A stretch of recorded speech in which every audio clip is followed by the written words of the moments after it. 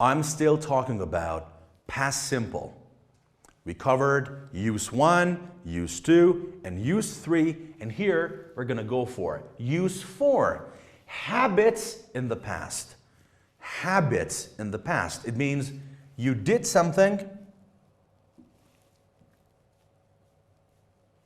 You did something as a habit, probably regularly, but not now, because that habit is finished in the past. Let me give you more points. Look at this tip. The simple past can also be used to describe a habit which stopped in the past. It's not a habit at the present time.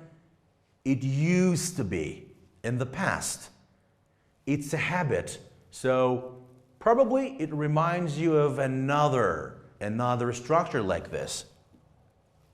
Used to.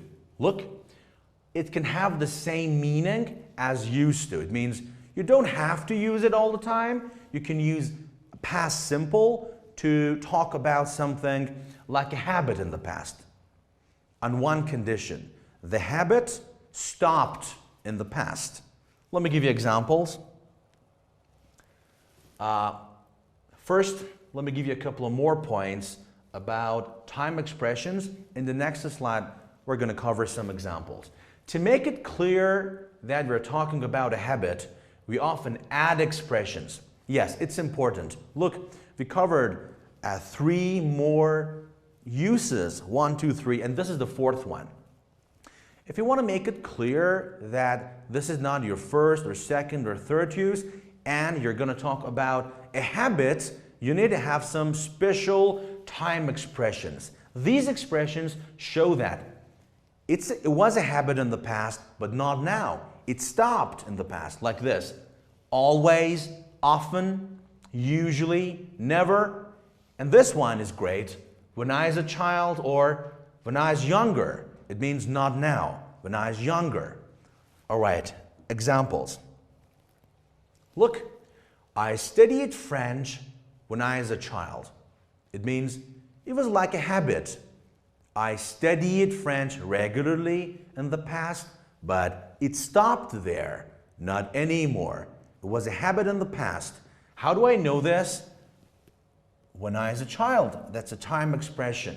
So these sentences need some time expressions with them so that it's all clear. You're talking about habits, not the other 3 forms of past simple. More examples. He played the violin. It was like a habit, regularly, but not now. Past simple. More examples. He didn't play the piano. Means in the past, he didn't do this. Maybe now, but not in the past. Positive and negative verbs. No problem. Did you play a musical instrument when you were a kid? Did you play a musical instrument when you were a kid? It's like a habit. Did you have this habit of playing some musical instruments? As a child, not now. This shows everything happened in the past and finished there, not now. Okay, so let's go for the last use of past simple. Use number 4. Use number 5. All right, this is number 5. Past facts or generalization. Past facts. It means it happened in the past like a fact. What does it mean, like a fact? It means it was a fact of life. It was a way of life. Okay? It was something general in the past. Let me give you more tips about it. Look, the simple past can also be used to describe past facts or generalization, which are no longer true. Maybe something was a fact of life 20 years ago, but not now. It was a fact in the past, but not now. So you can go for past simple to show this. And remember, it's quite similar to your use number 4. Why? Because this, again, can be really similar to used to. But remember, used to normally refers to something like a habit. But these are not habits. These are facts. An example can make it clear. Look here. She was shy as a child, but now she's very outgoing. She's very outgoing. But as a child, she was shy. Look, it's not used to. This is not a habit. It means she didn't have the habit of being shy. It was just a fact of life. It was a fact. In the past, she was shy. So it means not now. She's not shy right now. Instead, she's really outgoing. The opposite.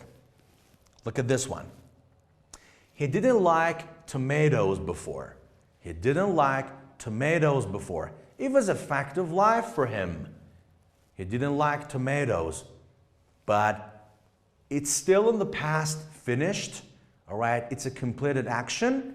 So that's why we use past simple, be it negative or positive. There are a couple of more examples. Stay with me. Look at this one. Did you live in Texas when you were a kid? Did you live in Texas when you were a kid? This question shows a past simple tense. And this means it was a fact of life. Lived in Texas, for example. The answer could be this: yes, I lived in Texas for a couple of years. It means that was a fact of life, but not now. It's all finished in the past. Okay, all right. In the next slide, I'm going to give you a very good tip. And this tip can help you score higher if you know how to use it. Look here. I'll talk about when clauses. A when clause. And the tip is this. Important when clauses happen first. There are two things here. First of all, we need to know what a when clause is, then why it needs to happen first. So stay with me and watch this. Clauses are groups of words which have meaning but are often not complete sentences.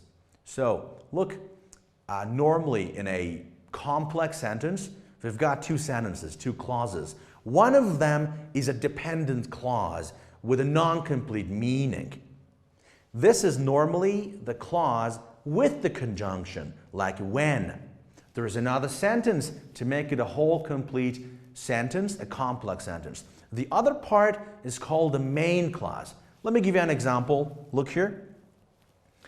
Some clauses begin with words like when, like this. When I dropped my pen.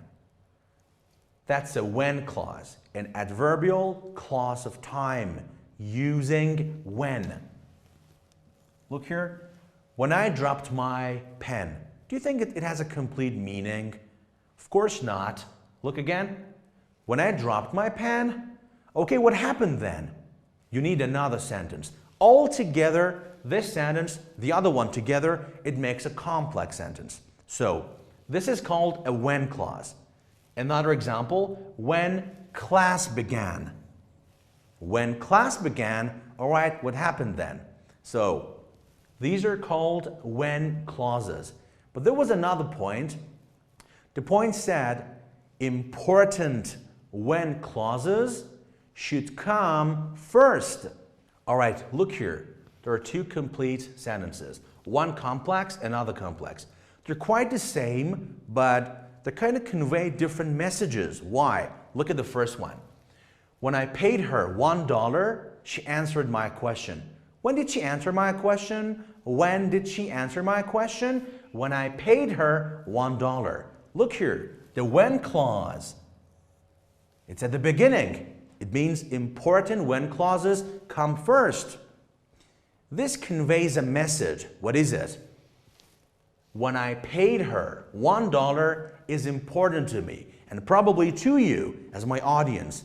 But look at the second one. It's the same story, but the focus is different, which means it has a different message for me and for you. Look, she answered my question when I paid her $1. So originally, the conjunction comes in between. All right, one sentence here, the other one there. But when you put it at the beginning, the comma separates these two sentences. And this shows my when clause is more important. Like this. Can you feel it when I'm reading it? Look. When I paid her $1, she answered my question. When did she answer the question? When I paid her $1. So I hope you enjoyed this. Stay with me. In my next videos, I'm going to talk more about how to use different tenses and how to use specifically past simple to score higher. All right, look at this cue card. This was the sample part 2 cue card we practiced for vocabulary. But here, the focus is grammar, specifically simple past tense. Let me read it. Describe a close friend.